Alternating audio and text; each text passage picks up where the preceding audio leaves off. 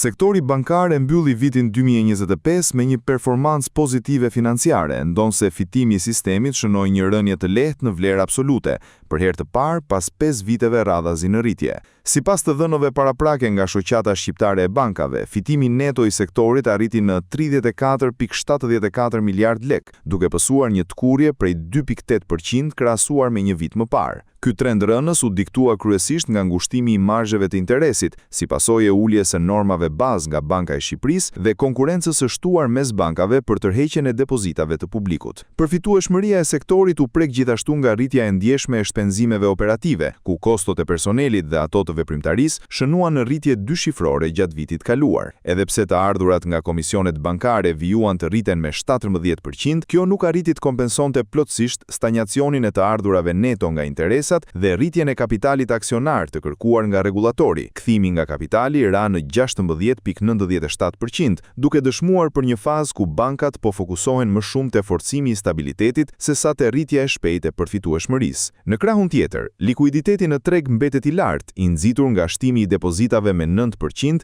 dhe kërkesa e qëndrueshme e investitorëve për tituj qeveritar. Ulja e normës bazë të interesit në 2.5% gjatë muajit korrik dhe rënja e yieldeve të bonove të thesarit reflektuan një mjedis monetar më lehtësues, i cili ndihmoi në uljen e mëtejshme të kostos së riskut dhe provizioneve. Pavarësisht sfidave me kostot, sistemi mbetet solid dhe pothuese të gjitha bankat e nivelit të dytë arritën ta mbyllin vitin me rezultat financiar pozitiv.